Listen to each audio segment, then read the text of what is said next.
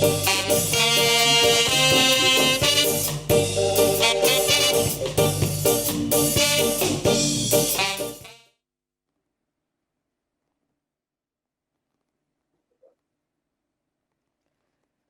afternoon, good evening, good morning, wherever in the world you are. Welcome, welcome to this virtual celebration of what would have been the 30th anniversary of the Jamaica International Ocho Rios Jazz Festival. We're so glad that you choose to join us today, and we're looking forward to sharing some of our memories with you. And right away, I want to introduce some of my guests that are in the studio with me. I have on my right here my very dear friend, Miss Marjorie Wiley, an icon of Jamaican music and culture, a great pianist with some absolutely wonderful jazz chops, a researcher, my good friend, my sister, Miss Marjorie Wiley. She's right here in studio with me. And then I have over there another one of our icons, Mr. Dean Fraser, whom everyone knows. He's a great saxophonist, a composer, an arranger, a band leader, my brother, and a very close friend of Mr. Bradshaw. He was a member of the Sonny Bradshaw 7, a member of the big band, and my go-to musician at all times, Mr. Dean Fraser. And then in the middle, we have Mr. Clyde Mackenzie, not an instrument-playing musician, but someone who is an entrepreneur, a music entrepreneur, a producer, a promoter, and someone who knows as much about the Jamaican music industry as any of us sitting here, because he is part of the industry. And so we welcome them. I am so glad that they choose to join me today to talk about somebody that we all know and love, Mr. Sonny Bradshaw, and the Ocho Rios Jazz Festival, which would have been 30 years old this year. And so we're just going to get right into the discussion about the Ocho Rios Jazz Festival. I believe we have something from someone who was a friend of Mr. Bradshaw in the early days, Mr. Carlos Malcolm. I think it was 19... together were part of the beginning of the JBC history. So we're going to hear now, I think, from Carlos Malcolm. I think it was 1995 he invited me. Sonny Bradshaw had established, the pioneer that he is, had established the Ocho Rios Jazz Festival. And he invited me down in 1995 to be inducted into, as an honoree into the Jazz Festival. And I went down and was well taken care of. He had made the preparations. And he and his lovely wife, Myrna Haig Bradshaw, who now runs the operation, did a very good job. And that Ocho Rios Jazz Festival became the flagship, really, of music festivals that you see now in the West Indies, in various islands. So here is another feather in Sonny's cap.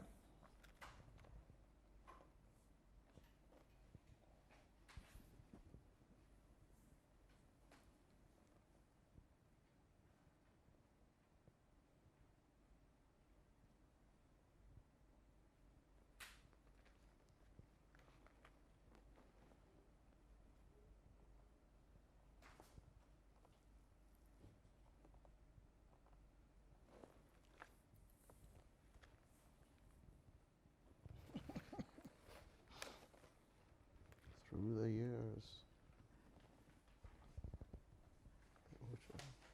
So the Ocho Rios Jazz Festival started in 1991, Marjorie, and you were right there with us. I was indeed. When we started. And I remember that it was, we started off at Carib Ocho Rios. Yeah. Yes, and it was very interesting because we were wondering where we were going to do it. Mm-hmm. And it was just really, you know, a spot of good luck.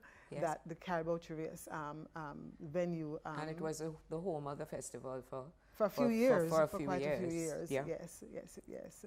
And I remember that all of the musicians who participated just was so happy to have this event that they participated for free. Absolutely. Nobody got paid. Tell me about it. I think what was exciting about it is the mix of performers that came. Yes, yes. You know, we had the international set. You had people from Japan, people from various countries in Europe, and so on, and some of our musicians from the Caribbean. It was a wonderful mix. And another thing that was interesting was the age groups. Yeah. You know, you had the masters of the craft who came and had a wonderful time. So many of them, it was exciting for them because apart from performing with their peers, it was a vacation. Yes, yes. It was a vacation, and they got to interact with people from all over the world and grew to love the atmosphere that we had there. And some of those people had never been to Jamaica before, so it was a wonderful vacation for them. Dean, were you on that first year? You were very much there on that first year, weren't you? Yes, I Do you remember some of the other performers who were there that first year? I think Maurice was there Maurice also, Gordon, yes, yeah. AJ was AJ. I don't think AJ was on it that first year, but he was on subsequently. Yes, I remember just a few of them. Yeah, really, but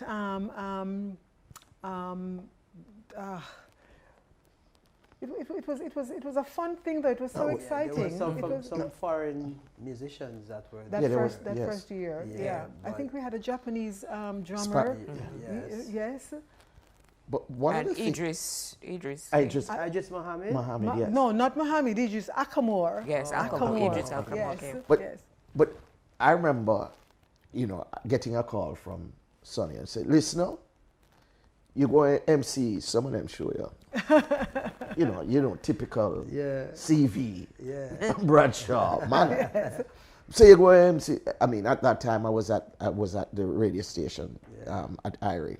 So he just called me up and him say, we have this thing and you go MC some of them things. So I think the first one of those years, I remember we had a show in what would have been now Americana or I think they had one there.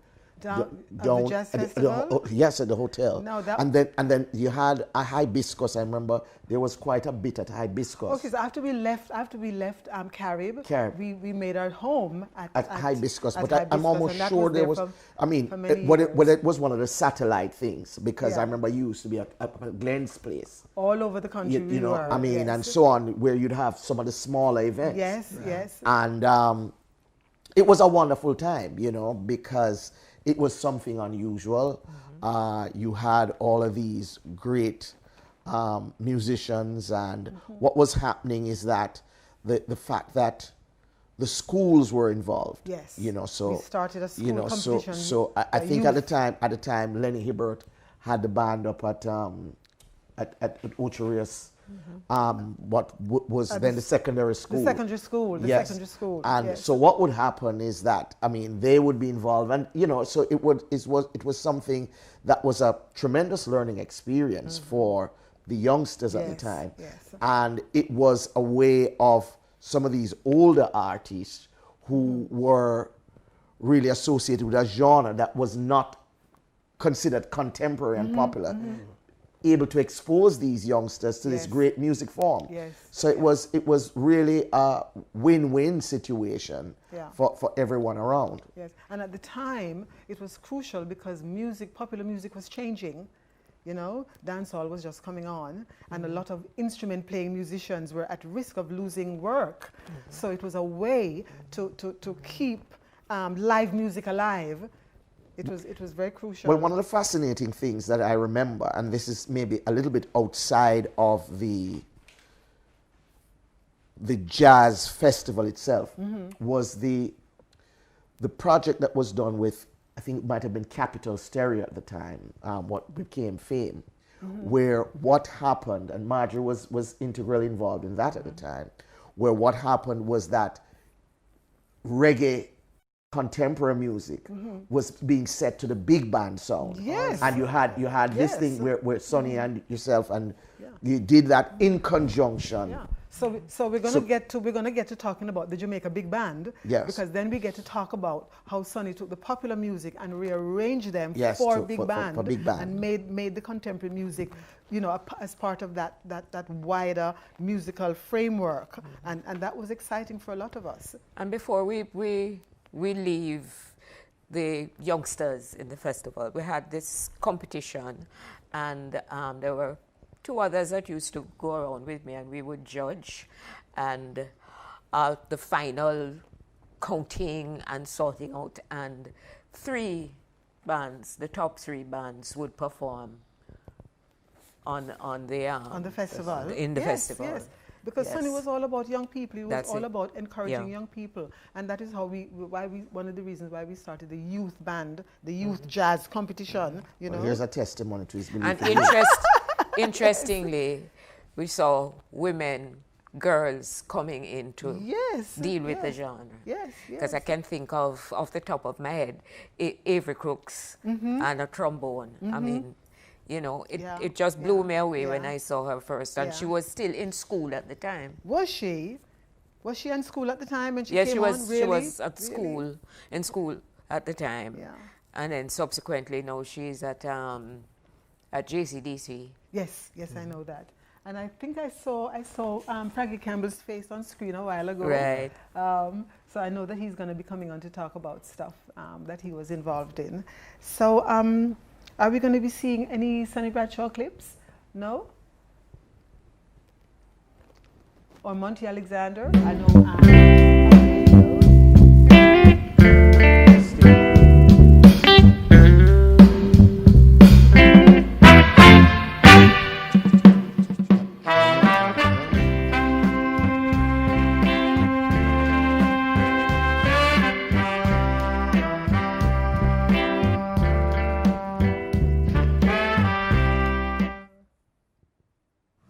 Friends, this is Monty Alexander from Kingston, Jamaica.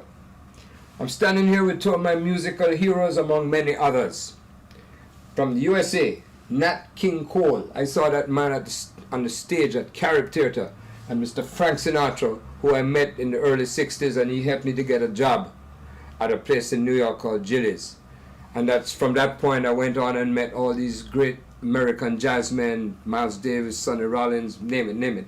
But my other heroes were the great men of Jamaica. One of them, Ernest Ranglin, Aubrey Adams, Baba Mota. I could go on and on, Roland Alfonso, Don Drummond, but one of the really most important was none other than Sonny Bradshaw. And Sonny created a whole world of professionalism that we have to be grateful for. Mr. Sonny, he did wonderful things. He formed a big band and encouraged young musicians like Dean Fraser and Desi Jones, and that's where they learned so much thanks to Sonny. He also started what is necessary with musicians, to have a musicians union. So I want to say thank you, sir. And I want to congratulate that event that he started 30 years ago and became so beautifully appreciated. The Jazz Festival in Ocho, Rios, it's also known as the Sonny Bradshaw Myrna Haig Bradshaw Festival. So I want to thank Myrna and my sister Marjorie Wiley for taking care of the festival and keeping the music alive, because we love our reggae, we love our ska, we love our rocksteady, we love our dancehall, but guess what? This is something called jazz, a very noble pursuit in life, a gift from above. So thank you so much. I talk too much. I just wanted to share some thoughts. Monty Alexander, piano man from Kingston, Jamaica. Mountain View, that is. Everybody, bless, and be careful in these unusual times. Thank you. Oh, that was a wonderful welcome from Monty. Yes. He's such a nice guy, you know. And when I approached him to contribute some of his thoughts to this event, he was so willing to do it. And he actually also gave us some music, which we're going to hear from him later down. But, you know, the festival was such a bringing together of musicians and a bringing together of people. It was, for me, it was such a glorious experience to have been part of the the beginning of it and to be part of the growing of it. And to think that it lasted 30 years, I can't believe, you know. It was a wonderful thing. And so many young people got a chance because of Sonny's dedication to young people to get them to come and learn. I mean, he would call them and say, come and practice, you know. The other thing that struck me about the festival is the kind of relationships that developed with certain artists who became regulars, like Barbara Walker. You know, in Matalon. For many years. And yes, Antelope Valley. The Antelope Valley Big Band from California, you know, who just came. They were all regulars. I remember Antelope Valley. It was fascinating, you know, to see them coming back, and they're coming to family. Yes, it was really, really good. It really was something. So we are here to celebrate the 30th anniversary of the Ocho Jazz Festival. We're gonna be here for a little while talking about stuff, and I know that my other good friend, Miss Karen Smith, is online somewhere there.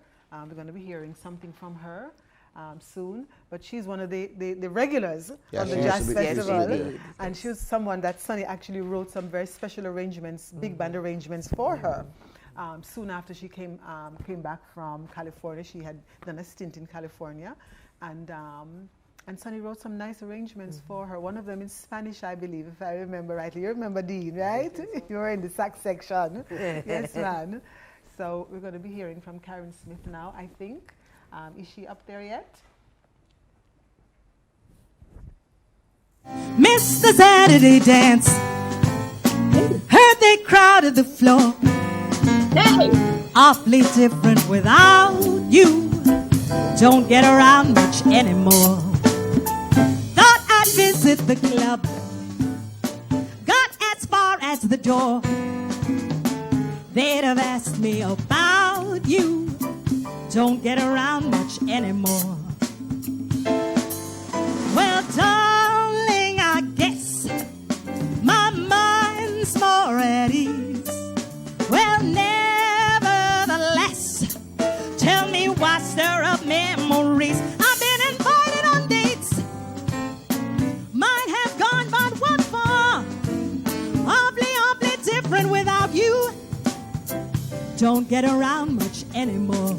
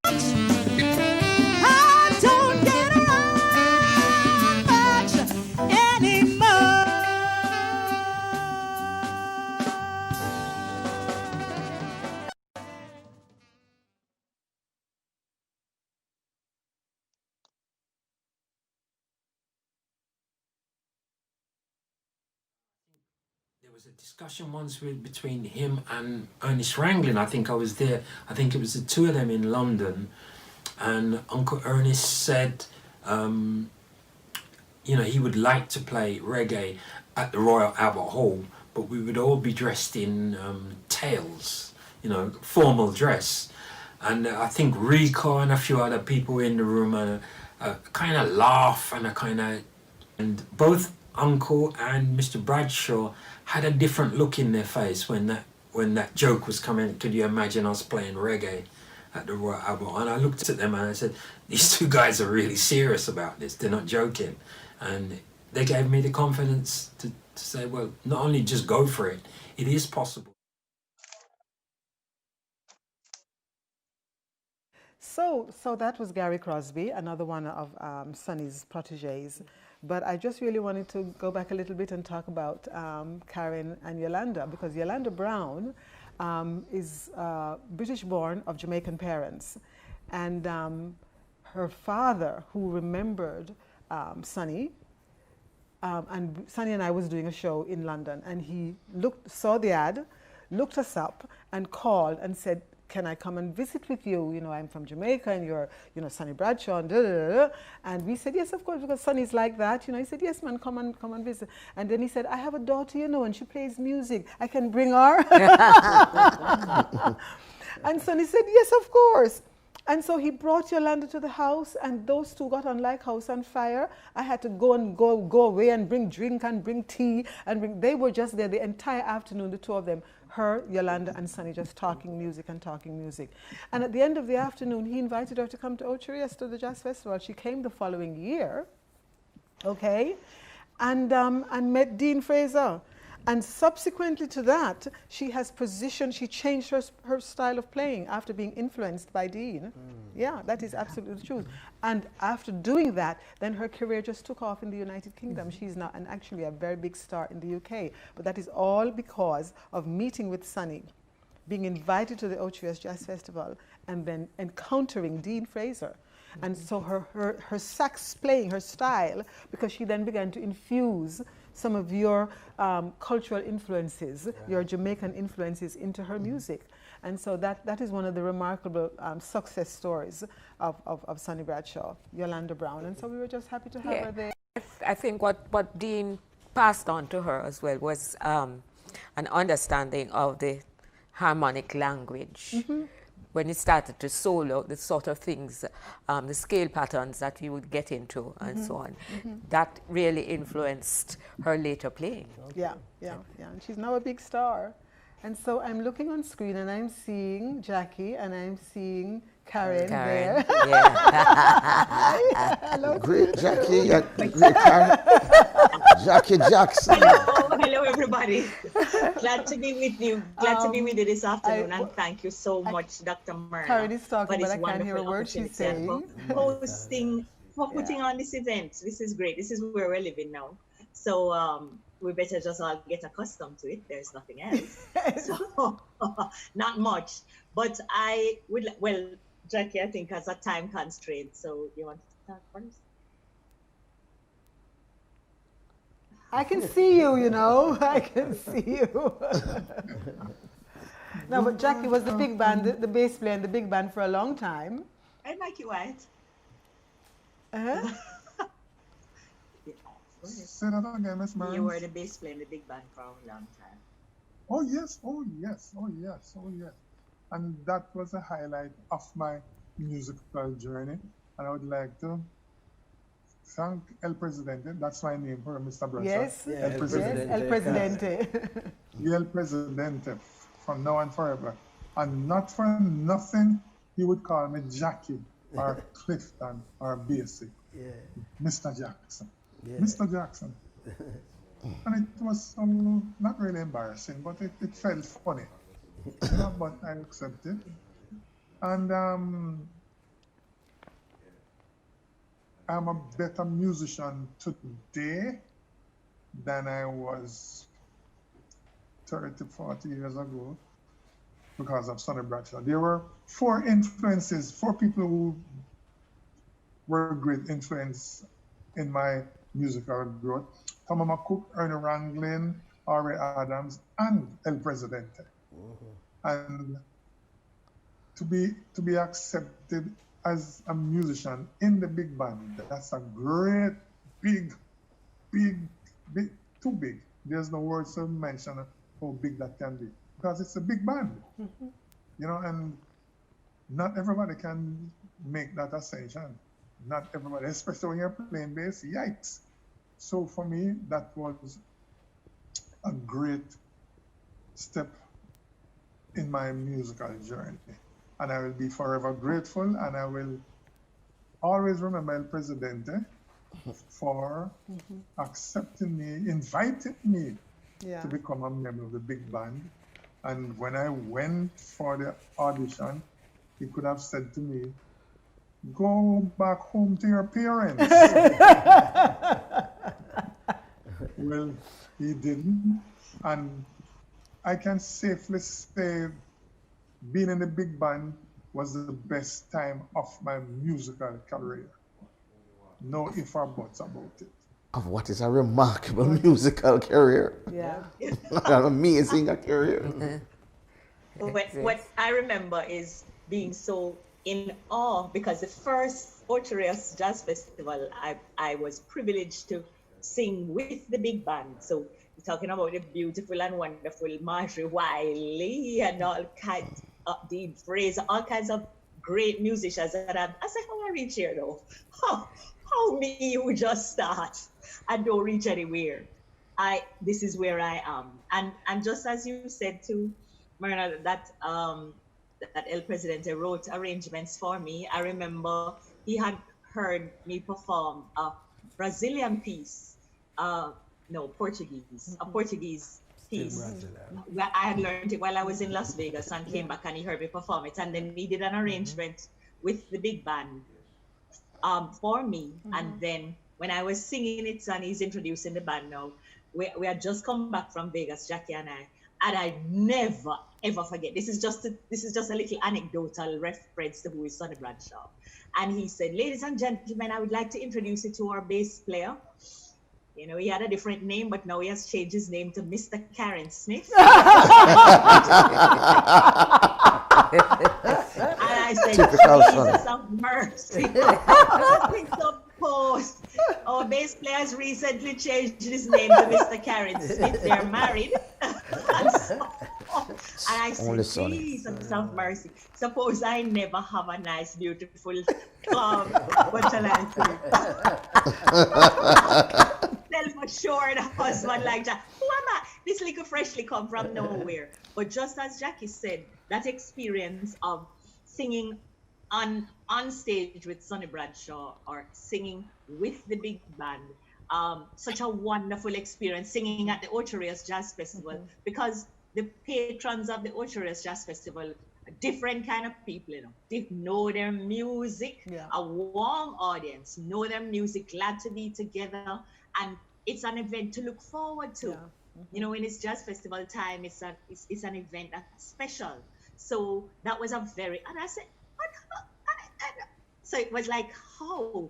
So it was a dream, and helped me on my journey with interpretation of the music and the jazz thing, and also to work with the beautiful and talented Yolanda Brown, and she just turned into a star now. Thank you, Dean. Thank you, Miss Mardia. She's a big deal.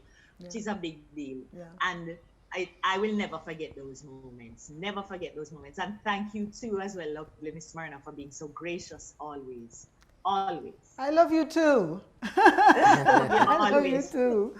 But Dean, you headed up the sax section in the big band, man. Yeah, well, I started looking over the shoulders of Tommy McCook, I think, and Marquis was there too, I think, and Ozzy Scott, and so it was my little. I couldn't wait for a rehearsal. Yeah. Because I was gonna listen to all these great people, and in the meantime I was trying to interpret and understand the music, you know, and the arrangements that Mr. B had made, you know. So of course, you know, he would say, "Youth rehearsal is so and so at a time," you know, and I remember just coming to rehearsal and just get a chair and line up beside the sax section and peep over the shoulders and thing. And then one day it was just my turn to play lead sax. You know, I was already familiar with a lot of the stuff, but then this is where I, really started to get my little chops up and all of that. And, that was also a very high point in my career, to playing jazz or trying to play some jazz, And I really enjoyed it. It made me very sharp, and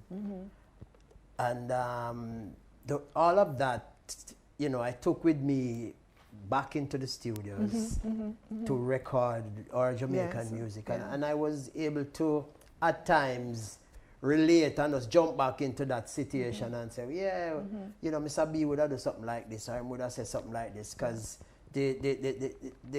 one of the main things, I became a band leader after, and one of the main things what I used to do is I used to go back to even further, even to the Sonny Bradshaw 7 years. Because you were a member of the Sonny Bradshaw 7 from a teenager. From 15, From 15. So I used to go back, and I used to say, I remember Sonny playing this way. He would start with just a song. He would start with an A train then. But then the second song was always the most important song. That's the song that would catch a place of fire. Yes. And I would interpret in my situation that I'm in now, I would know that when you hit the stage with a song that people know. Yes. But then when you get to the second song, you are supposed to turn people upside down. Yes. And I learned that from the big band, I learned, how you would kind of lead people in the wrong direction, and then the music would turn to that direction, and people would be like, oh, what just happened? And then people would just get mad, get crazy, and Mr. B had all these arrangements, and, it was just fantastic. It was just a time of real music and a time of learning, and, we give thanks. Yeah, So I think a big band is one of the great learning instruments for any musician, whether it's a singer or a musician. Playing in a big band is always a great learning experience, because it's totally different. It's different from small groups. It's different from dance band. It's just a different experience. The discipline, the order, the structure that you have to learn, and you always have to be concentrating and know exactly where, So even as a singer, I always regarded my voice as an instrument in the band that played a specific role in the overall structure. It wasn't like, people say the big band playing backup for you. No, big band don't play backup to nobody. If you're a singer, you're an instrument in the band. Yeah, and you also develop this thing in where you have to, these accents, where you interpret the music. That was so important with Sonny, and I use it today. Yeah, absolutely. But that word that you just said, interpreting, he had a particular sound that some musicians had to get accustomed to. And then he began to understand the frame that he got into in constructing the arrangement. And I remember one incident where one of the rhythm sections took off and was very unhappy with Mr. Bradshaw's harmonic progression. Yes. And he then was taking a pencil to the score, and Mr. B just exploded. Yeah. He said, "You do not mess with my score." Yeah. That is what. And when you listen to the clashes and then how he would resolve it, you see that the whole thing made sense, but it was his particular sound. He had a different ear. He had a different ear. Yeah, man. Pajama. Yeah. So here's Dean. And there's that behind it. You were right there on the screen a while ago, wasn't it? I'm in my pajama. And Desi's in the back playing drums. Yeah. This is one of the...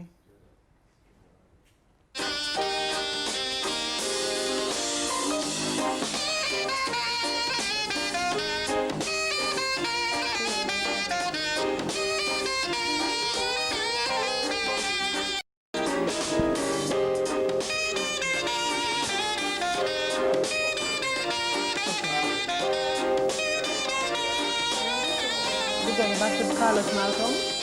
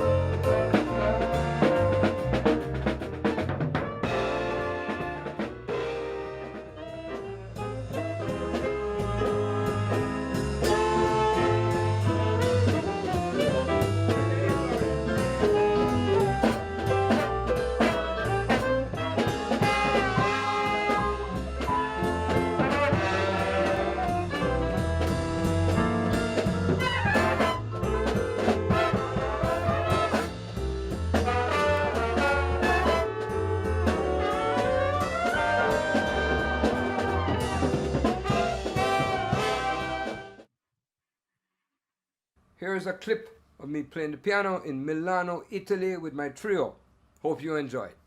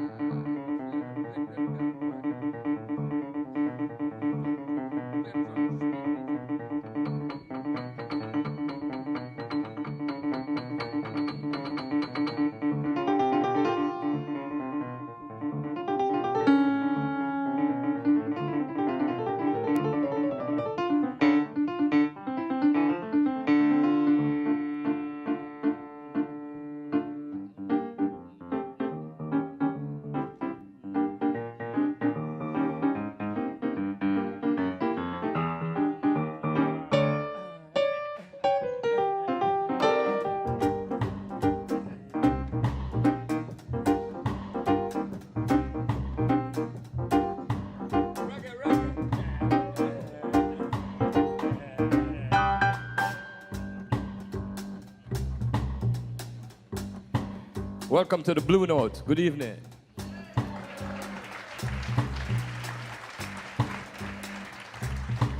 Obed Calvier on drums.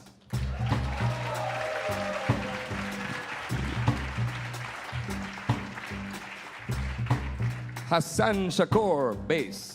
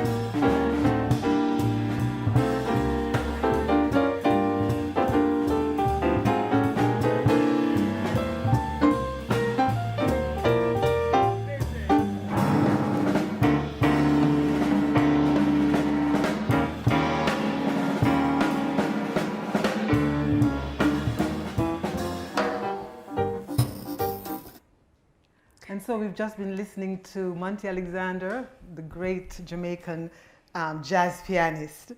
Before that, we were listening to some music from the Jamaica Big Band rehearsing under the direction of Miss Marjorie Wiley. And we saw some of our great big band members up there playing. Dean, you remember some of them. You could identify some of them up there that were in the room with Marjorie rehearsing. Vivian Scott was there. Yeah. Banfield, Gail, Barry. Yeah. Desi on drums, of Desi course. on drums, yeah, Michael Fletcher. Michael Fletcher on bass. Yes. Trombone player. Fletch, oh man. Yeah. So the big band is still around. It doesn't get to play as much as it used to when Sonny was around, but we're still keeping it going. And as often as we can, we're still going to have it playing because big band music is just the greatest, absolutely the greatest. So right now we're going to look at Teenage Dance Party, which is before your time and mine. Not before my time. I don't know if you remember Teenage Dance Party, if it was in your generation, but we're gonna. It came in. Well, what happened? I remember you used to have, as a small child, I would remember, when my grandmother would be sharing the dinner, and you would hear plum plum plum plum pladong, splong plong plong plong plong plong. Plong, plong. And that, calling all, Beardman Shuffle was the tune. But that was so significant in terms of the Jamaicanization of the music space. Yeah. Because prior to that, and even after that, what you had was a situation in which we were looking elsewhere for influence. And what happened was that we kind of brought it home. Yeah. So even if we were still under the influence of others, we were able to bring our own kind of accent, our own kind of interpretation to this. Yeah. And this was really significant. And so, you find that a lot of the alumni of Teenage Dance Party, whom I later encounter, these were people who would, have gone into the music business in different ways, broadcasting and all kinds of other things. So and many of them have left indelible marks on the thing. So I obviously I wouldn't have been able to participate, but I remember it left such an indelible mark. Yeah. I think it left an indelible mark on Jamaica on a whole. Yes. So Carlos Malcolm is back with us, and he and Sonny were significant at the beginning of JBC. Yes. In terms of the musical direction. Yeah. And they started doing recordings out of Studio B. Yeah. Yes. When JBC had its own orchestra. But amazing. the formation of the orchestra, the JBC orchestra, was created by Carlos and Sonny. Right. Yes. So we're going to hear what Carlos has to say again now, because he's remembering a lot of stuff about the early JBC days. As were the times then, nobody could earn a living off music only because the market was just not there. So we both had day jobs. Sonny was working as a salesman in the paint industry, and I was working at Sproston's, the agents for Hillman Minx cars, which Sonny was driving one. I'll never forget the lunchtime that I went out to get my lunch, back to the lunchroom, about to bite into one of two patties I bought to be washed down with a bottle of ginger beer. I heard a voice from the showroom cry out, "Carlos Malcolm, Sonny Bradshaw out here at your desk looking for you. I wonder if you want to buy a new Hillman Minx." So I pushed the swinging door to the showroom to see Sonny standing at my desk and beckoning me hurriedly, "Come here, man, come here." When he whispered to me, kind of loudly, "You remember? I was telling you about the government that we're putting a radio station together, the Jamaica Broadcasting Corporation. Well, I'm ready. I get a call this morning, and I went up to interview with a guy named Lloyd Bryden, a big-time producer from CBC Canada, Canadian Broadcasting Corporation. Them just like the BBC. Well, anyway, they contracted him to come down and help them get started. And he says he's putting a variety department together that's going to have an orchestra, a 10-piece band, and he wants an arranger and musicians that can read and put things together according to how they did it in Canada. So I told him about you and he sent me for you and said, you go get him and bring him back with you. So I said to Sonny, hey, I'm having my lunch, man. Sonny said, put down the lunch. This is big time thing. You come with me, man. So I went up to JBC and met Lloyd in the cafeteria. And Lloyd said to me, oh, so you're Carlos Malcolm? I said, yes. And I thought I was about to be interviewed. He said to me, you're hired. I said, just like that? He said, yes, man, Sonny told me about you. That was Carlos, and talking about the beginnings of their collaboration, his and Sonny's collaboration on the start of JBC and the JBC Orchestra, in which the whole Teenage Dance Party came about. So I think we're supposed to have Sil Castro to talk to us about his experience. Sylvia Castro, to talk about Teenage Dance Party. But we also have Joyce Morris, who I think is on screen, who might talk to us as well. But Teenage Dance Party was very important from my reading and from Sonny's autobiography, because it created a space for young people that didn't have a space before to have music of their own choosing. And that program was also the beginning of the exposure of what was to become Jamaican popular music. Because the recording studios that were coming on stream starts to blossom. Yes, started to come there was through a demand. that program. Right, yes. And that program was a program that all of those records came through, and young people could vote on it and say what they liked and what they didn't like. And so that was really the start of what was to become the Jamaican popular music history, right there, Teenage Dance Party, and all of those young people who were crucial, to the beginning of and the creating of what was to become a Jamaican popular music landscape, so very, very, very important. I see. And because of Teenage Dance Party, there was a market for the local artists. Absolutely. And so it helped to support the industry. Absolutely. And create an industry. Yes, it created and support. Yes, so it was a self-sustaining kind of system. And Sonny was critical to that. A lot of the young people, well, the grown-ups that I've had a chance to talk to about Teenage Dance Party, they all say now that it wasn't just a radio program; it evolved into becoming a club. A social yes, it was. Club. It was a social club. Yeah. And then you had all of these figures, Stoner and Agri Brown, and and in the early days, Dwight Wiley. Yeah, I think you know that gentleman. And all of these people who became legends in their own sphere, not necessarily musicians. No, but important. But important in their own field, academics, broadcasters, all of that. So it set off a kind of chain reaction, which was very important as far as the development of things Jamaican, not just Jamaican music. And of a new young Jamaican identity. Yes, I think. It really fostered that kind of Jamaican notion of self, which was really part of the mandate and the mission of the Jamaica Broadcasting Corporation at the time. So it's important that we are doing this program from right here, where the Jamaica Broadcasting Corporation was. It's fascinating. Absolutely.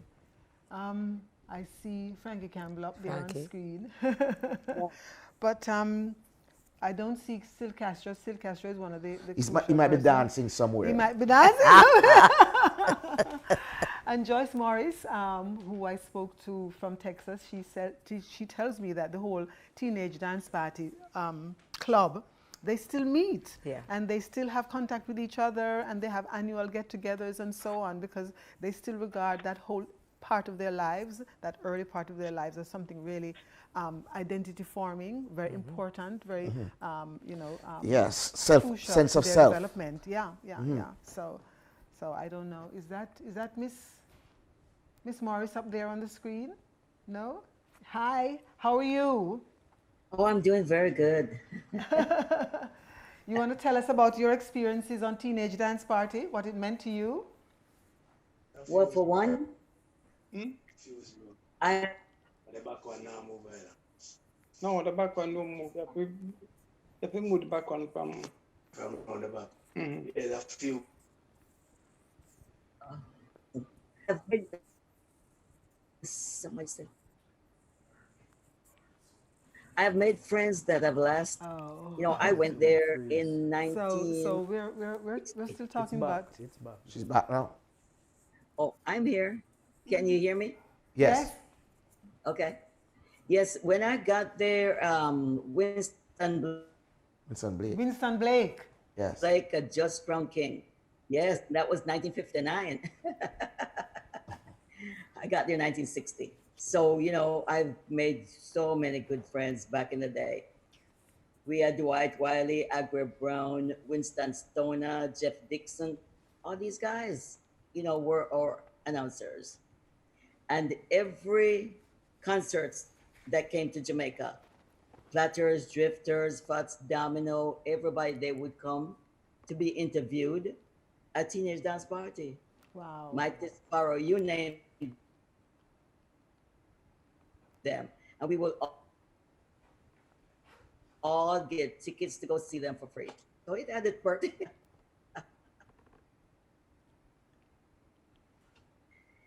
And we had dance competition. We were climbing up on those big truck back, you know. And when the guy would take a corner, we would swing one side, swing the other side. It was a lot of fun. We'd go to Jansen's Drive-In for a get-together. And then Glass Bucket, you know, we'd have our event. Bob Marley, you know, Alton Ellis. All the Jamaican singers starting out, everybody would come to TDP because they want to make sure their songs were a hit, because we have this hit or miss. And if your song is a miss, it never gets played. So, you know, everybody wanted to be a hit, you know, so you can get the hair played. But, you know, there was just so much happening back in those days. As little kids, we would walk. All of us would walk to JBC or take the bus. Now, I can't remember how much those buses were back in the day. Or your friends would walk you home. Then they would walk home. Zibby Tree downtown. So, you know, there's lots of memories. Lots of memories. In Canada every year, they would have reunion. And we still have Joy Lawrence or some other friends fly all the way from London, England, to come to Canada. For the reunions. Every year. And then we from there next week. Yeah. I actually had the opportunity Canada, to meet a couple. Get together to keep friends. Last August. Go ahead. I had the opportunity to meet a couple of your friends in London 2 years ago and had a long interview with them, and they told me so much about you guys and how it was in that time. It was very interesting. Youngsters like me, we missed out on stuff like that. We don't have that. So we missed out. But I'm grateful that you guys are still around to talk to us about what it was like. You know, it was really interesting to hear. I had a long interview with Winston Blake as well, and he told me a lot of stuff about Teenage Dance Party as well. So you were a queen one time? Yes, 1962. 1962, you were a crowned queen. Okay. Who was your king?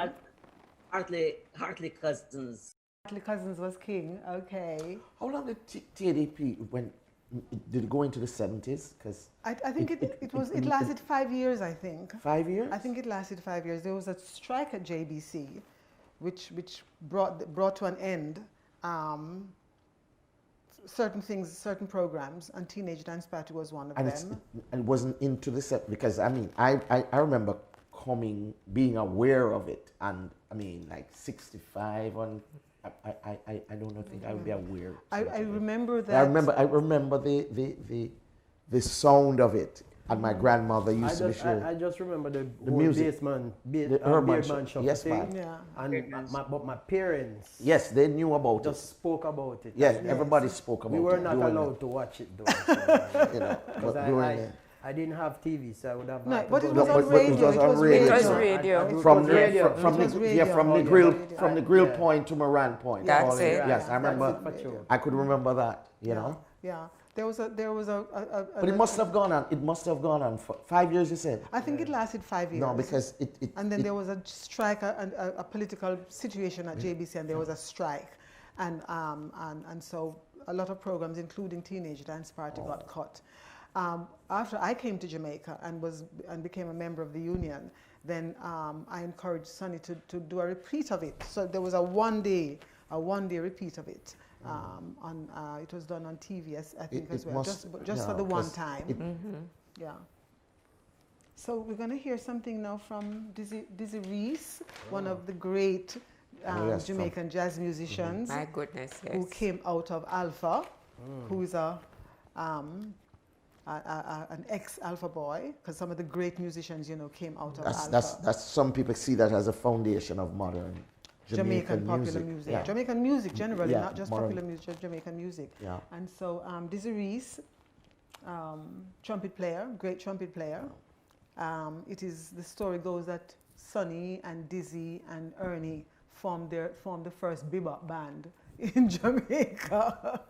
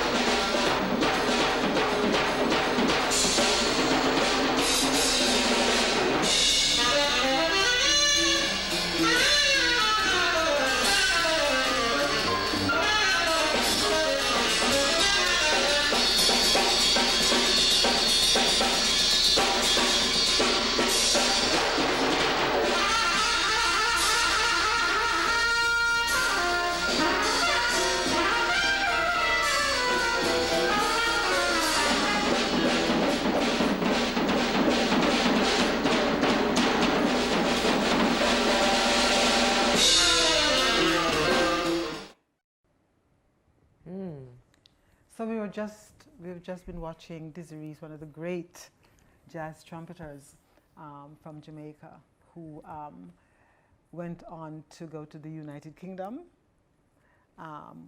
He transformed British jazz. Dizzy Rios single-handedly transformed British jazz, and then was invited by one of the great American jazz trumpeters, Miles Davis. To come to New York, which he did do, and he still lives there and he's still playing.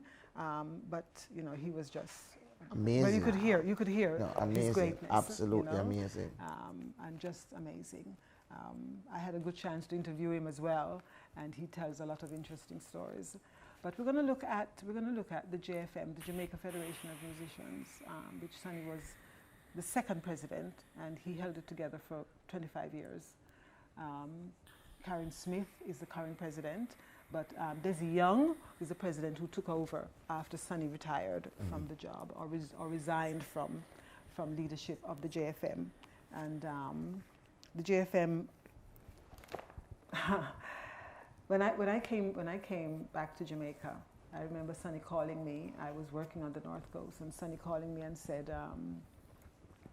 "You need to join the union." Yeah, join the union. Yeah, you have to join the union. No, he didn't say you need to. You have to join the union because he never uses need to. You have to. You have to join the union. And I was quite happy to do so because working in the UK and working in Europe, you have to be a union member in order to get into any place. You can't perform. So it wasn't. You have to be. So I came to Kingston, registered, joined the union, and subsequently became secretary. I worked as secretary of the union for about 6 years, helping to do my part. And so I see a gentleman on the screen there.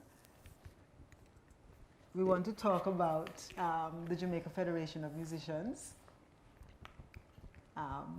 Uncle Desi. Mr. Desi Young. I can't hear you. We're not hearing him.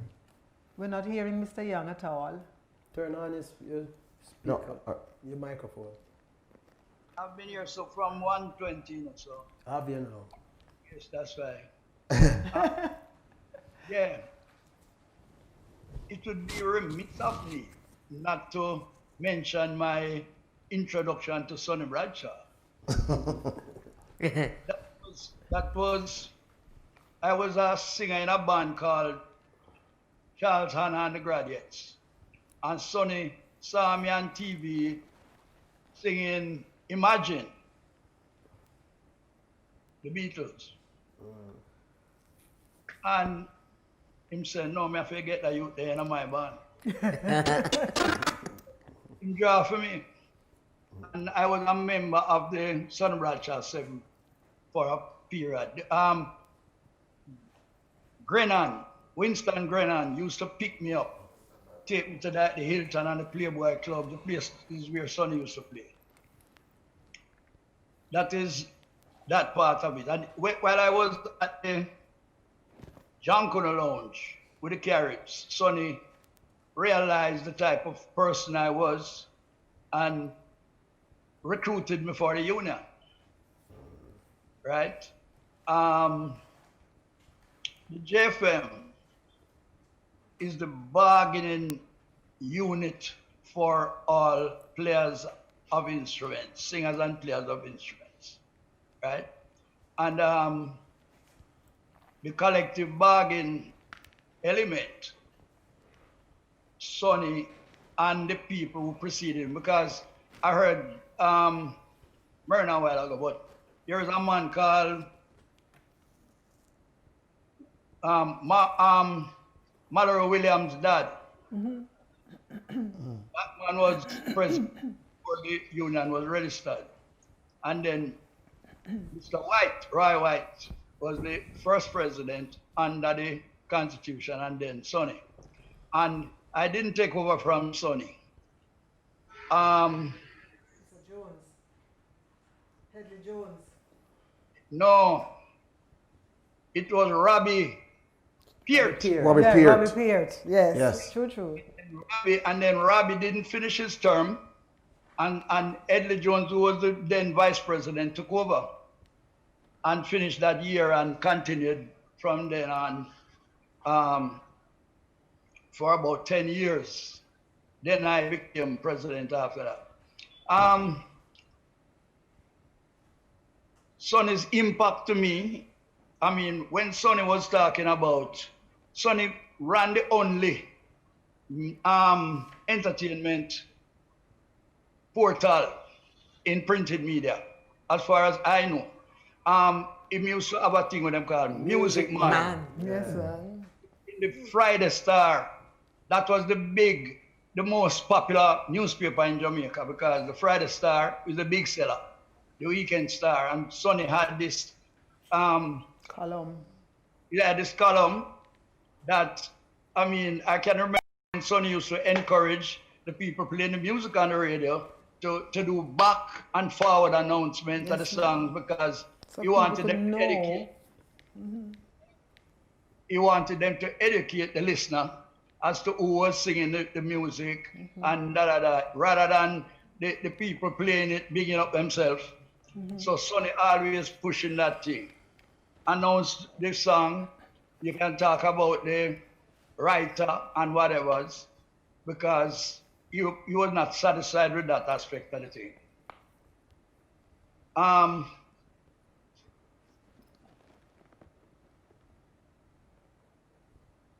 Blank spot.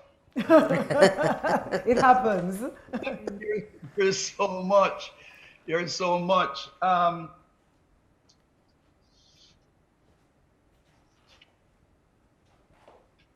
But okay, he was the only person that I can remember that mentioned copyright.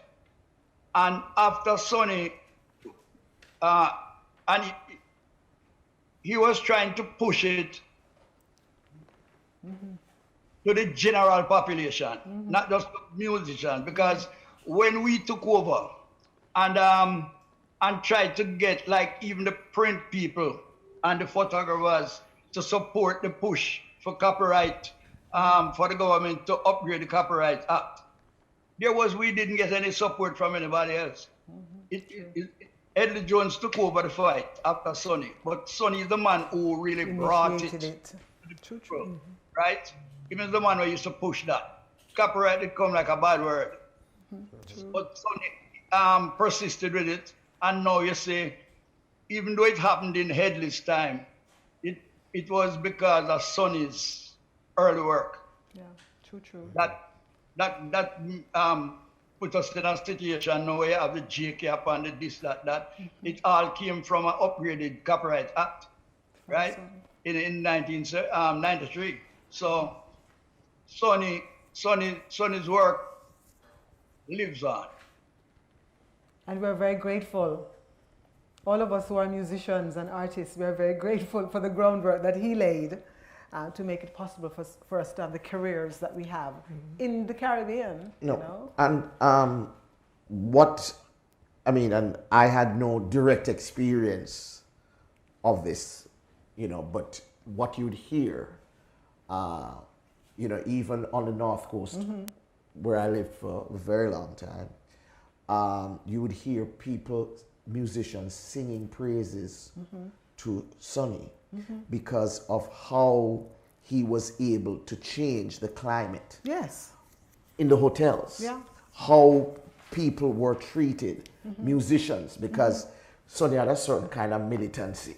Yeah, because Sonny could be cantankerous. Yes, because when I was a member of the band, he would go to hotels. And he would not make any bones about how he would want things to be done. And if it mean that he would have to get a little bit boisterous, he had no reservations about that. Yeah, to show you your card. So he was the kind of treatment where artists really got the kind of good respect that they deserve. You go through the front door and you sit, you have changing room, and you get the proper kinds of hotel rooms and all of that. He was a man who was, you hear so many people talk about Sonny and what he did, his advocacy and his campaigns there. So. He used to have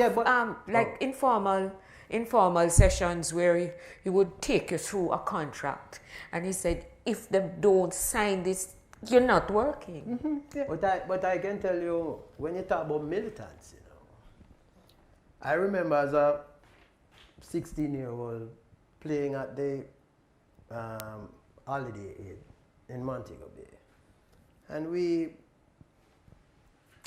were, we worked the night before and we got up the morning trying to head out, to Kingston.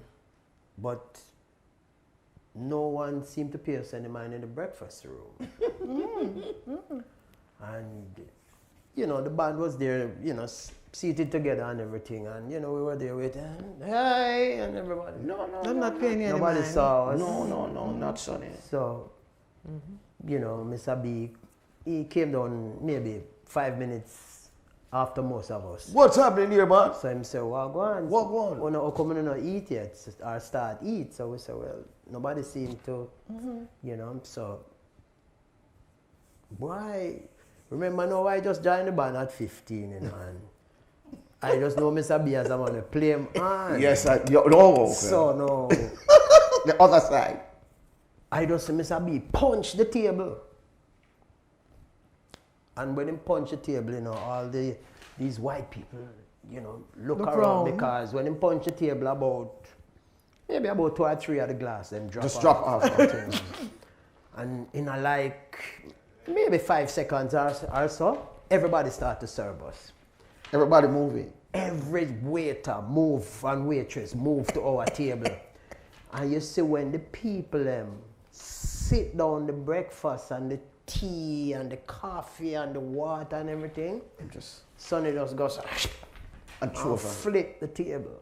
And you know, say everything mash up. Everything mash up. And, you know, it was crazy. I mean, me never see that yet, but he must do it and just walk out. No, I think I remember Bob Clark telling me a story. I mean, the government got involved in it. Everybody it was got a big involved, thing. yes. I mean, Sonny going into a hotel and just kick the drum set, the drum, bust it up. It was his kind of thing. Yeah. He was not afraid and to show. If you can't show your union card, you have like a pink card and the plastic thing. You know, Yeah, because people he claimed the the union, them time they bandstands. can't tell us like a pink card or like a plastic thing. If you don't have that, He you're claimed not going to the play. bandstands. Every bandstand was a union stand, Yeah. and if you didn't have a union card, you couldn't play on a bandstand.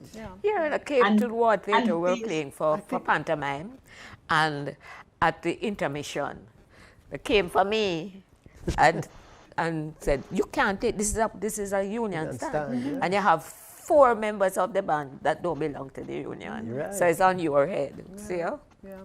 To beg that we finish the show and then I'll go and talk to Mr. B and we work out everything. Yeah.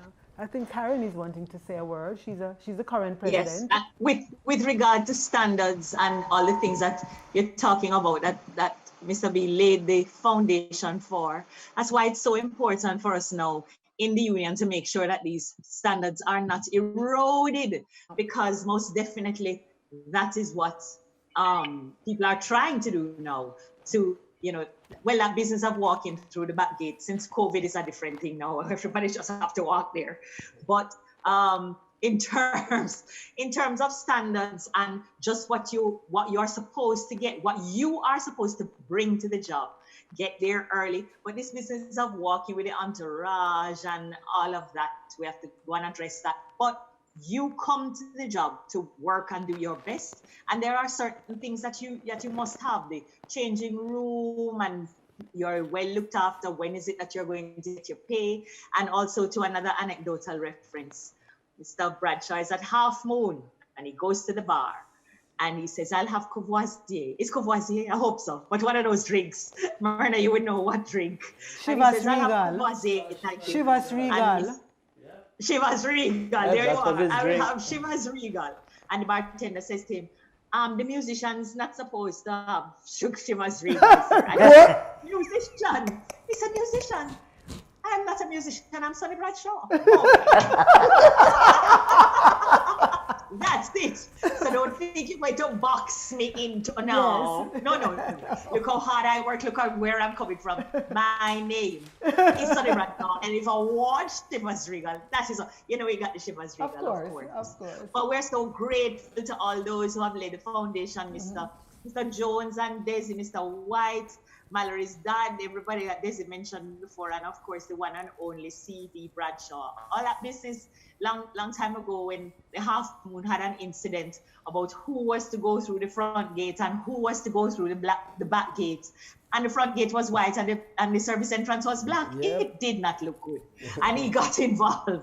Yeah. He got involved, you know. So we are so grateful because all of that foundation that is there, we're supposed to build on that. Yeah. We cannot go back ways. Yeah. And that is important. Yeah.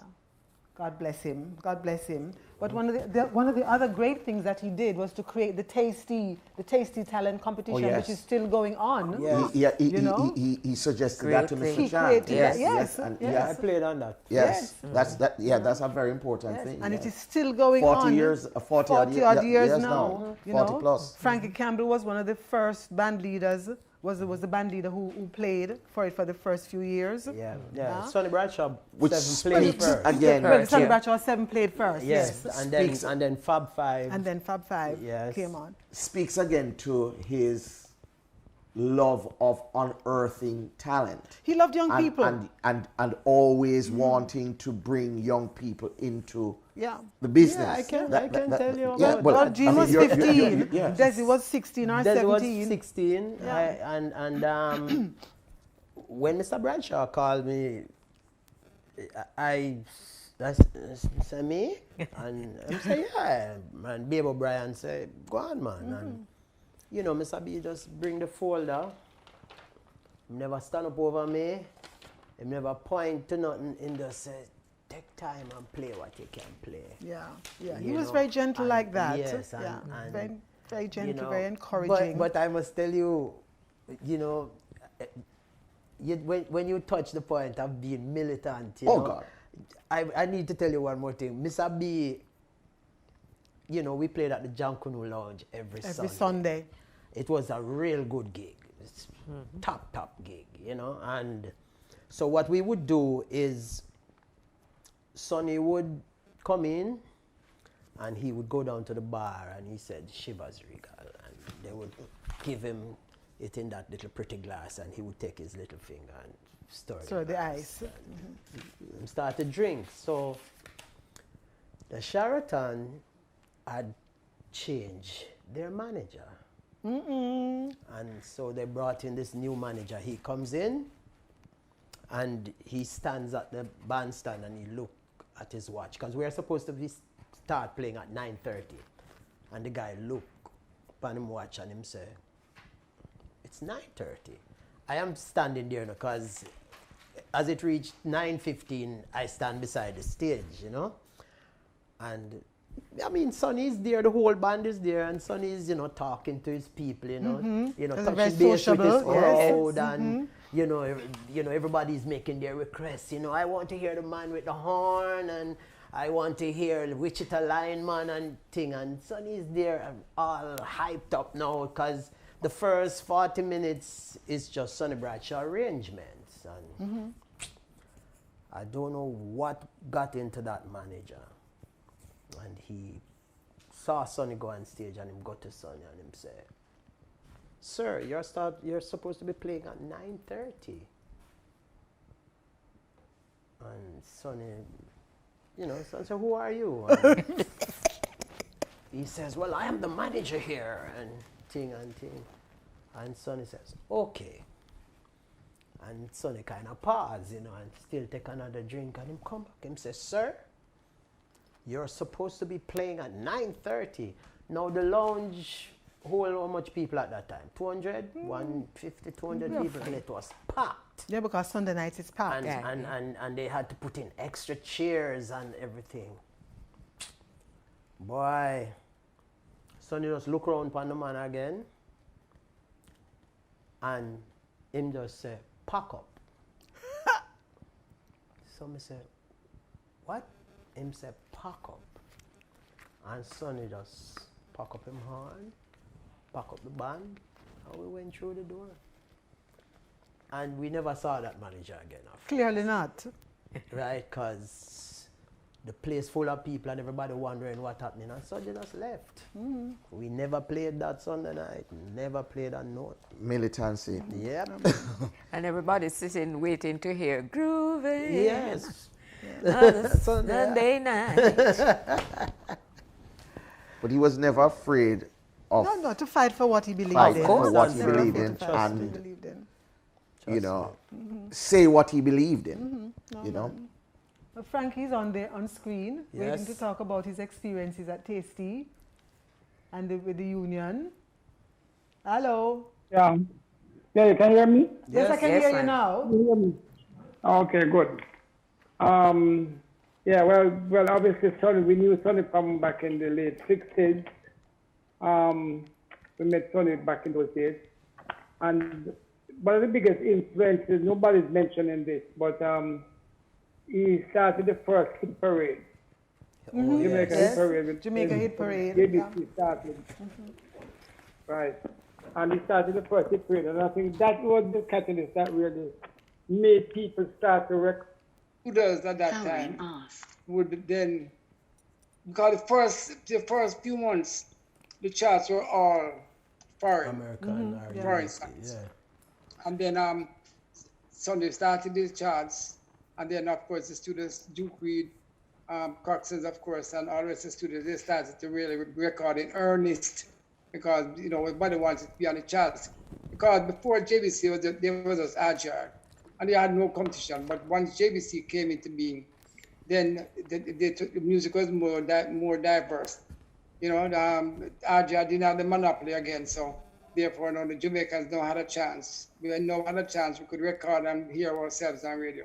So when we and the early people came in and started to record, so by 1960, we had taken over the charts, and by the end of 1960, we control, 9 out of 10 songs would have been Jamaican songs. Yeah.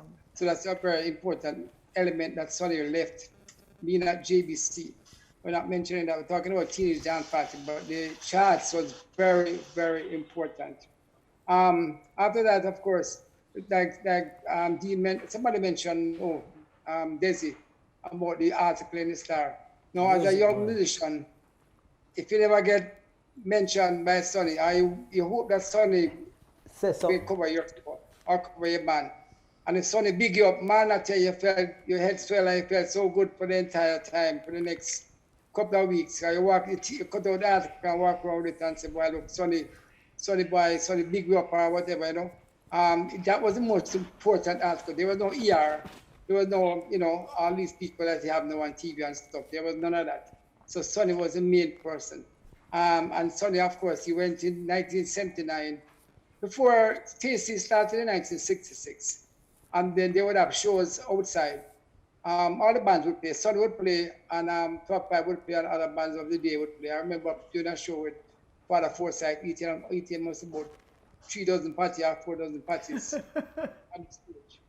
But Sonny would set up that. I don't know how he did it, but he convinced the Changs to put on a show. And that was the first Tasty talent show in 1979. Sonny never really appeared on the talent show. Where did I get it from? He played on shows before the talent show. He gave Papa that job. Okay. He called me and he gave me the job. And for the next 20, 25 years, Papa and Unit Vision played for the shows. But it was Sonny who did all of that. And when you look at, I remember people, in all due respect to Clyde Mackenzie, Tasty show is still the #1 talent show of all time in Jamaica. Maybe right this time we'll catch up and pass him sooner or later, but not yet. Seriously, when you look at the people who came, they had pure superstars. No, the conversion rate was perhaps greater than Rising Star. Very.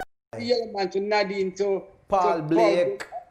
People, man. Everybody came through. I mean, Yellow Man, everybody. And all thanks to Sonny, and I think it's Sonny credit. You know what I mean? Sonny was just not a normal everyday musician or the president of the union. And another thing very important, we as young musicians, when we started, it basically changed because Sonny changed it. Sonny started to work in the front doors of the hotels.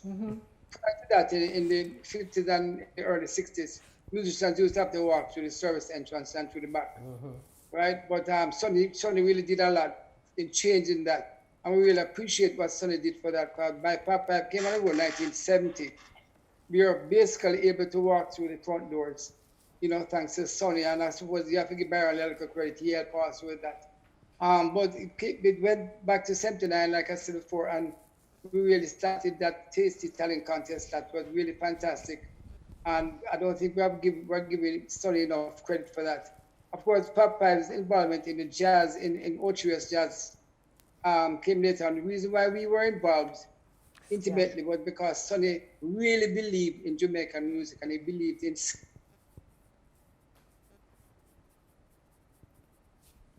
What happened there? In freeze. Freeze. Frozen. Okay.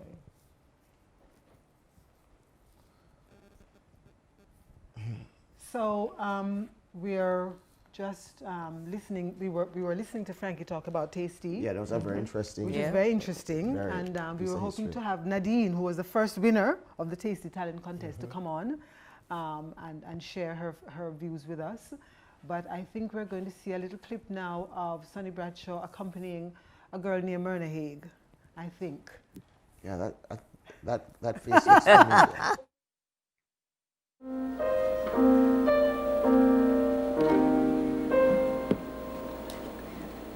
Embrace me,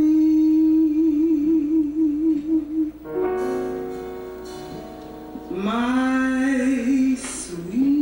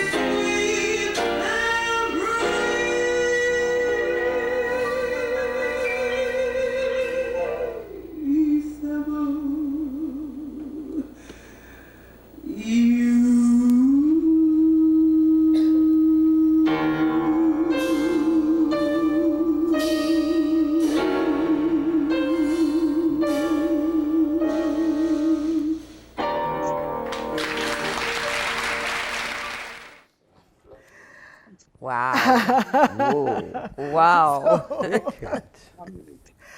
So we wanna talk a little bit now. We're coming to almost the end of our program, but we want to talk a little bit about some other influences that Sonny had. And one of the influences that he had was, we're going to hear now the Alpha Boys Band. And so many of the great musicians who entered the Sonny Bradshaw 7 and then went on to do great things came out of the Alpha Institute, out of Alpha School. So we're going to hear some of these bright young Alpha musicians. I like to see them in their uniform. You see their nice uniforms?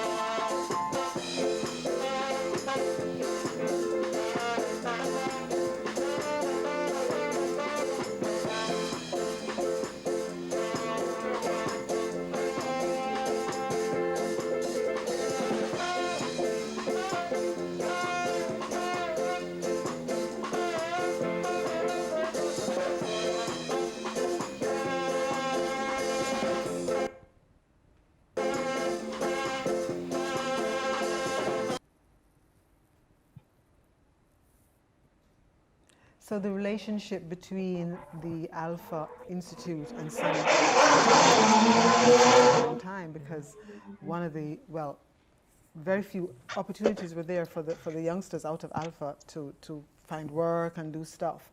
And there were just two avenues, the Sonny Bradshaw 7 or the military band. Yeah. And so they've transited from Alpha to either the Sonny Bradshaw 7 or to the military band. And some left the military and went to Sonny. Yes, And so we're looking at people like the great Joe Harriott, for instance, who came out of Alpha and who transformed, along with Dizzy Reese, transformed the British scene. Europe, absolutely. And went on to create his own version of a Caribbean kind of jazz. He did a lot of interesting things. He recorded with the violin player, the Indian violin player there, the sitar player, Ravi Shankar, yes. And so on, and did a great, a lot of great work in the United Kingdom. Died too young, of course, but he left an indelible mark, and that was the kind of influence that Sonny had. It was a good working Well, even you can talk about it. I mean, the Sonny Bradshaw 7 and the Jamaica Big Band, and Sonny himself was such a great influence for young educator, musicians. promoter, producer, And you protector, name it. and protector. There you go. It really molded me personally into, you know, understanding this business and what it takes to be a, you know, a rounded musician. You understand me? Not just, you know, I remember, you know, once I got curious and said to him, I mean, what with me, you know, I really didn't think that I, you know, really fit the position, you know, because I really didn't think I was ready, you know. And, you know, Sonny told me something like, him saying, prefer to have a man like me who did it every day at rehearsal on time. I turn up every night, dedicated, with work on time, than him have one of the best saxophonists who come late every night and who don't come rehearsal sometime and things. So I realized that, you know, the most important thing is to be professional and to be on time, and then now dedicated, with practice and so forth, you will reach there somewhere or the other, you know. Order was a big part of how Sonny operated. It was a big part of his demeanor. Discipline. How you dress, how you comport yourself. Everything about him was order until you descended into disorder. Then he would take the corrective measures. And then when he recognized that there was confidence and you were growing in your skill and your art and so on, he would just challenge you. Because I remember a concert at Devon House, and naturally we were going to start with A Train, and he just come on, stand up beside me, and him say, "You got it."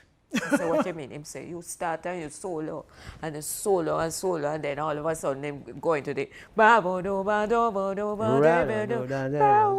then into train." Yeah, well, speaking on that now, my challenge was he played Wichita Lineman.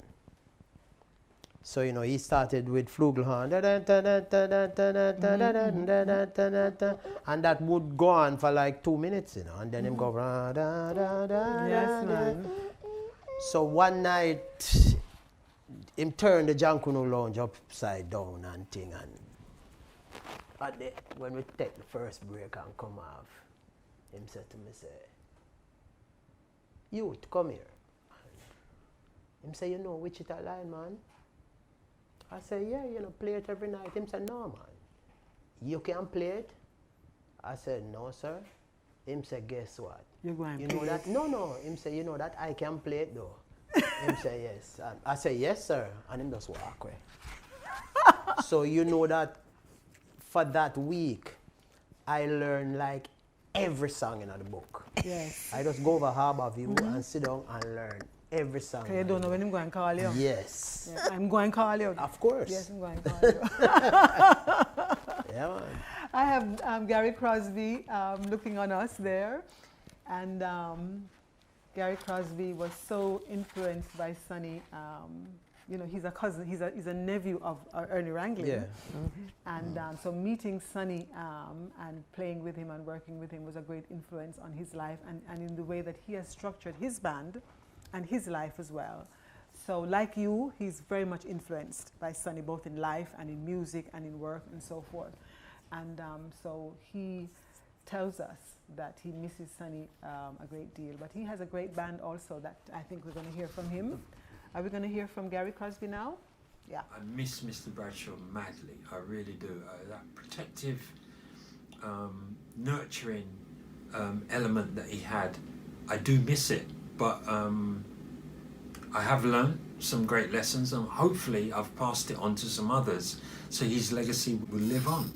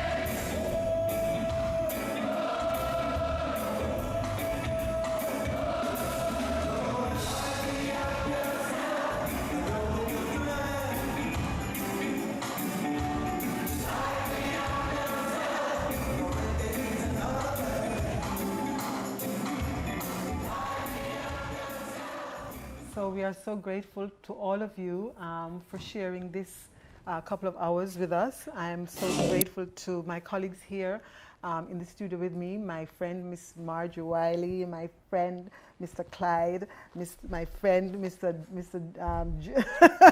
Dean Fraser over there. If I call you Desi Jones one more time, you and Desi going to kill me. I think I see Nadine. And oh, this is Nadine. Yes, Nadine. Nadine, you're here. You're gonna tell us about your experience as the first winner, the first Tasty winner. You hearing me? Yes, we can hear you. Let me turn off the fan. Well, I am sitting here and I've learned so much. I never even knew that until you invited me to speak, that Sonny was the one who thought of creating the format of Tasty Talent Contest. I had no clue. There's a lot of things that I've learned, even sitting in over the last hour. Country Girl, I think a lot of people know my story. I'm the first winner. Above Rocks Girl, went to my auditions for, I think it was the July quarterfinals, got through, won the July quarterfinals, and then I won the grand finals in December. Life totally took on a different turn, you know. I wasn't really a country girl. I started growing up in the country since I was 9. So by 11, when I won Tasty Talent Contest, I guess I will call myself a country girl because I prefer it to being a town girl. I like that description. But just in terms of how my life changed, 40 years ago, I'm actually celebrating 40 years of being the first winner of Tasty and 40 years of being in the music industry currently. 2020, 1979, I think it was December the 18th, or I'm not quite sure of the date, but I'm celebrating 40 years. So I just wanted to say that I stand on the shoulders of some great people, Sonny Bradshaw being one. Not only that he was a creator of Tasty, but hearing everything that he did, I like the feisty aspect of him. I'm totally fascinated about those stories of him. As a dean says, sitting at the table and then the breakfast is being served and he just dragged up the table. I was there so intrigued. It was like a movie for me. But everything that he did to open up the ways for musicians, because I've benefited, you know, I'm of the younger generation. And I really am sitting here and thinking, you know, just looking at myself and saying, what can I do to better the life of those coming behind me? After you. Yeah. When I look at how, you know, today I was watching Denver's transition ceremony and I saw Dean playing and I was looking at him and I was looking at Mike Bennett and just seeing the work that they have done in trying to facilitate, you know, a better life for music, like what Bob Marley did for me with his studio. And just hearing Sonny just is reinforcing in my mind, what legacy are you leaving in terms of bettering the lives of those who are coming behind you? So that's just my take right now. I just want to thank his spirit and just say thank you, Sonny, because I don't know what my life would be, seriously, if I didn't win Tasty. And it's not that the music has been 100% wonderful, because nothing in life is 100% wonderful. But even up to this day, I was thinking, I am thankful for the opportunities that were presented to me and the life that I have right now. So big up yourself, Mr. Bradshaw, and big up yourself, Myrna, that you're just like continuing his legacy, because I've sat here and I did not even know a little of what Sonny did. And you just sitting here and being informed, I'm just really thankful to you that you found it in yourself to have the strength to keep this seminar and to inform people of the legacy of Sonny Bradshaw and the giant of the man he was. So. And thank you very much for sharing. Thank you for having me. You're very, very welcome. And thanks to all of our contributors today who shared their stories, shared their experiences, and were willing to just come and talk about this wonderful person that we are all here celebrating. Today, the 10th of October 2010, really represents the 11th anniversary of his passing. So I chose the day on purpose, and also because it's my birthday. So I'm celebrating as well. And so I'm very, very grateful to the team here at PBC for making it possible to have this wonderful celebration here today. Everybody at PBC, thank you so much for making it possible. All of the crew, my friends here on the stage, Miss Marjorie Wiley, Mr. Clyde Mackenzie, Mr. Dean Fraser, and not Mr. Desi Jones, who say, I don't want to talk. Big up Desi, man. Desi is a champion. My schoolmate, my Georgian brethren. He is an absolute champion. Very protective. He learned, like you, he learned a lot from Sonny. Yes. He's very caring, he's very supportive, he's very encouraging. And I am just so glad to have all of you in my life at this time. I miss Mr. Bradshaw very much, but I have all of you, and I'm grateful for that. Thank you so much for our collaborators, our friends online who took the time to join us here in this symposium. Thank you so much for joining us and for sharing in our feelings, our heart. And God bless you all, and maybe we can do a second part. We never can tell. There's so much material about Sonny, about our lives, that we would be happy to share with you another time. God bless you. Have a great, great day. Happy birthday to you. Happy birthday to you. Happy birthday, dear Myrna. Happy birthday to you. Second verse. May the good Lord bless Second verse. May the good Lord bless you. May the good Lord What time? I don't hear you from you, Desi. Sing, man. birthday to I'm giving the ladies a chance. And I love you too. Thank you.